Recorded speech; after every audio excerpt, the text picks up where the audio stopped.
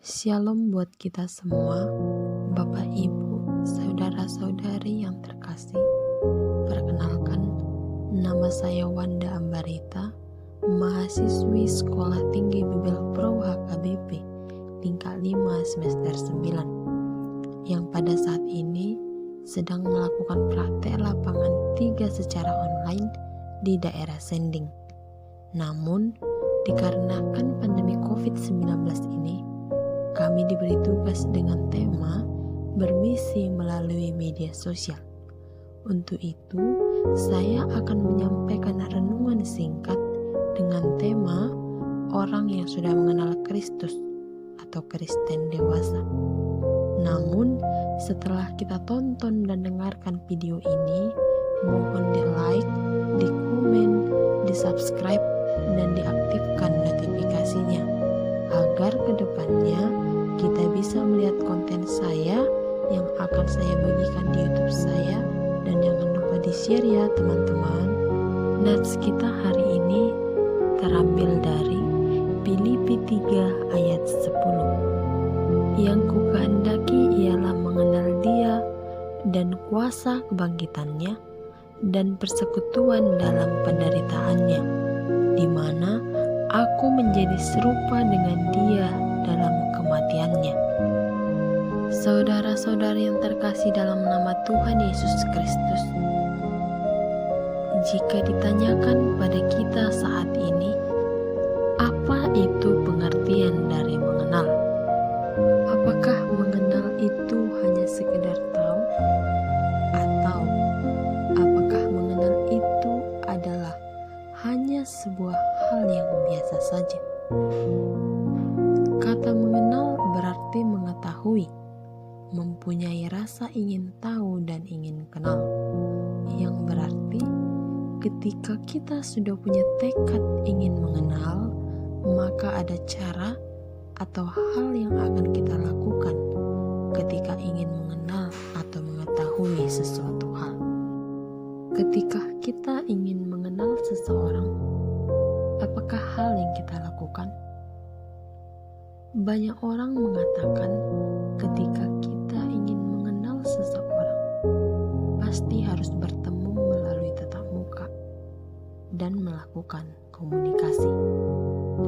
Karena ketika kita sudah mengenalnya lebih dalam, pasti kita akan merasa dekat dan nyaman dengan orang tersebut.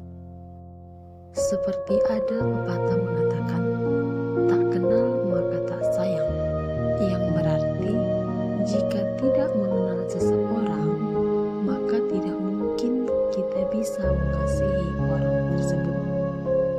Karena kita belum mengenal dan mengetahui secara pribadi siapa orang tersebut.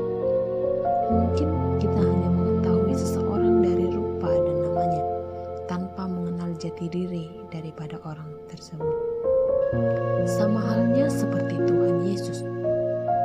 Banyak orang yang tidak mengenal Yesus, bahkan mengaku mengikut Kristus, tapi tidak mengenal Yesus secara pribadi. Saudara-saudari yang terkasih dalam nama Tuhan Yesus Kristus, dalam Filipi 3 ayat 10 dikatakan, yang kukehendaki ialah mengenal Dia dan kuasa kebangkitannya dan persekutuan dalam penderitaannya, di mana aku menjadi serupa dengan Dia dalam kematiannya. Nats ini dituliskan oleh Rasul Paulus yang menjadi salah satu surat terakhir yang ditulisnya pada saat ia berada dalam penjara. Surat ini merupakan isi hati Paulus yang dalam keadaan tersiksa dalam penjara, dan bahkan yang menjadi keinginannya ialah mengenal Tuhan. Pengenalan akan Tuhan menjadi penentu tindakan, perbuatan kita, dan hal itu menjadi kuasa kebangkitan yang terjadi di dalam hidup kita. Pengenalan yang benar akan Tuhan dari seseorang tidak dilihat dari sejak kapan ia Kristen, namun yang dilihat ialah apa yang telah ia perbuat pada Tuhan selama ia hidup. Jadi, jika kita mengenal Tuhan dengan benar, maka kita mampu hidup menurut firman Tuhan. Itulah pentingnya kita mempunyai pengajaran yang benar tentang firman Tuhan, agar perbuatan yang benar itu menjadi hal atau dasar kita mengikut Kristus. Dan pengenalan akan Tuhan juga harus berdasarkan keinginan dan motivasi yang benar. Karena ketika motivasi hati kita benar, maka kuasanya akan diberikan dalam hidup kita secara berlimpah-limpah. Di zaman sekarang ini, banyak orang berbuat baik dengan memberikan sesuatu kepada orang lain agar terlihat baik dan benar. Padahal tujuan dia melakukan hal tersebut adalah agar ia kelihatan baik di depan semua orang. Apakah ketika kita sudah mengenal Kristus, hal itu baik kita lakukan? Tentunya tidak.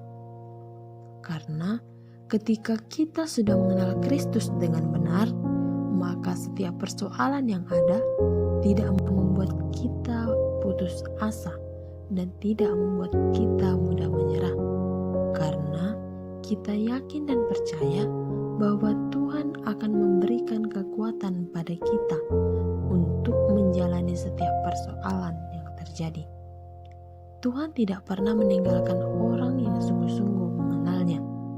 Bahkan Tuhan juga akan melimpahkan berkat-Nya dan akan memberikan pertolongan pada waktunya bagi orang-orang yang sungguh ingin mengenal Kristus dalam diri setiap manusia secara pribadi. Sebagai orang Kristen yang sudah mengenal Kristus dan benar-benar sudah mengenalnya dalam diri kita masing-masing, melalui kesetiaan kita dalam beribadah, berdoa, membaca, dan merenungkan firman Tuhan, kita diajarkan dan dipimpin Roh Kudus supaya kita memiliki pengenalan yang benar tentang Tuhan. Menjadi orang Kristen juga bukan hanya sekedar tahu